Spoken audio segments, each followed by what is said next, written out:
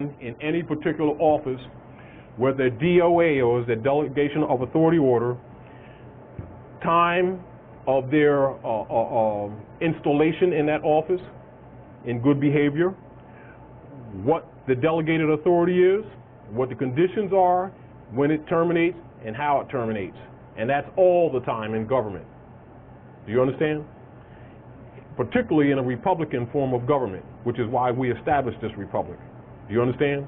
Now, the Inquisitionist job was, and what their mission was, and it came even before we made this agreement, to undermine the republic. This is the reason why the plenipotentiaries with the Moors warned the people once we finally decided to make peace and stop this silly wars that we're going over and over again, that you now have a republic if you're willing to keep it. And now you have a whole bunch of grown people in grown bodies with the mentality of little boys and girls that keep calling this a democracy, and as soon as they say that, they lose their political birthright. As soon as you agree to that without a challenge, you've given up your political birthright and you've agreed to a fraudulent jurisdiction. Now, so what that makes you is booty and prize to organized criminals who will tell you to your face that this is a democracy and you haven't challenged it. No different if they call you Negro, black, and colored and you didn't challenge it. It's assumed. If it's assumed and you don't object, it stands. Do you understand? This is another reason why anything relative to the rights of people is made in a public declaration. So you must make a public declaration of your independence from the fraud, as well as your declaration of your allegiance to the principles of civilized government. Do you understand? And so even like when like children say, I pledge allegiance to the flag of the United States of America and to the republic for which it stands. All right, that's cliche to most people. However, it means more than what they think it means. Do you understand? Now, that's those who pledge allegiance to the peace between the Moors and the European nations in here and establish this government of amity and peace and to do commerce in this Moorish empire. Do you understand? What they did is overthrew it. Six and Chestnut, and they took the nationality and birthrights away from the Moors, and different Moors were in government. They told them, step down or die. Do you understand? And they instituted in 1779 the Negro and the black crap retroactively into the history documents. They started burning documents.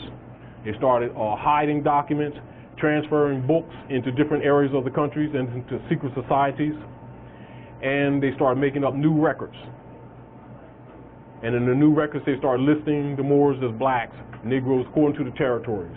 And they take the children and send the children to the Northeast Territory, they send them to the Southeast Territory. They take them from the Southeast Territory, send them to the Northwest Territory, and vice versa across the Nile River, which you call the Mississippi. And they've been playing the game, they even do it in military. Then Horace Greeley, who you saw, said, go west, young man, was competing with Abe Lincoln, etc. He was like a tycoon with newspapers in New York. And they went about, Noah Webster too, went about altering the history, rewriting the history. That's your real truth of your period of Reconstruction.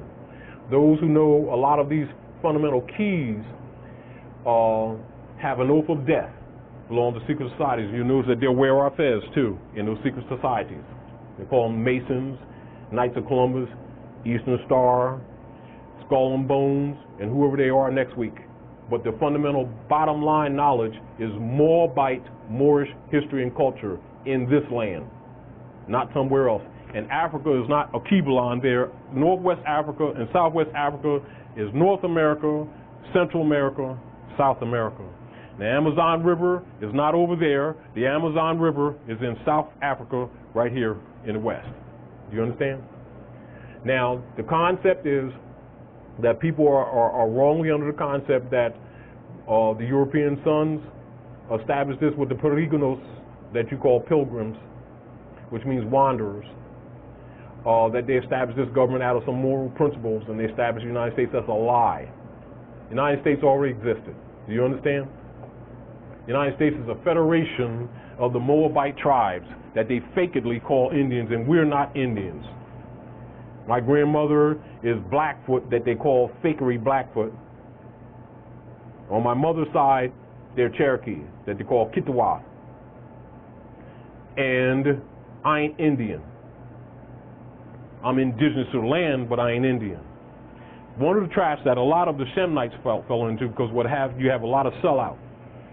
There are a lot of different tribes that sold out, but that didn't constitute an agreement with the nation.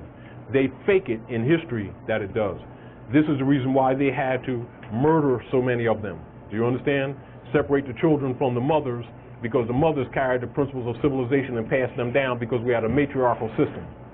You understand? Like in the South area, as an example, when they call Puerto Rico, they call it rich port, because the women carried the gold, and most of the time we'd put gold on the neck, and it would have no seam. You couldn't take it off, and the family wealth would be displayed by the women.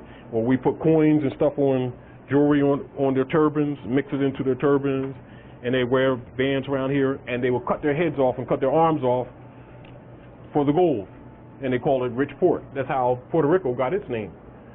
And they're Moors, mixed Moors. They're mixed Moors with Europeans and Chinese. Do you understand? So one of the problems with us is because we've been mixed, is that our concepts are wrong, and we keep thinking that we're different people when we're really not. We're just expanded of the same expanded family. And the base language here on this side is part Aramaic, Hebrew, and what you call Algonquian, that they call Indian different languages, and what they call Moorish Latin, that they keep calling falsely Spanish, which it is not. It's Latin, Moorish Latin, multiple dialects. And so one of the deals with the Inquisitionists, when they merged their kingdoms and defeated the Moors and started conquering the West, is one of the commitments of the White Camellia, the Klan, and the Knights of Columbus was to wipe us out of history. Do you understand? This is the reason why you cannot go and find the linear history. But that's also why you have all these secret societies that consequently and curiously keep wearing the Moorish fez. And you never figured it out. Do you understand? Then they have badges all across their car with the Moorish star upside down for the Eastern Star. Then they have the compass and the square and the pyramid. They have Allah and Mecca and Morocco and Medina, and they'll name all the lodges after a mother, woman, the matriarchal systems, etc. And then rewrite the history and tell the people that they came from someplace else. These are the same people that thought the world was flat. But if you believed it, that's fine. But we were here for not 1,000 years, for multiple thousands of years. That flag, that Moroccan flag with that 5-pointed green star, been flying over here in government structure for over 10,000 years.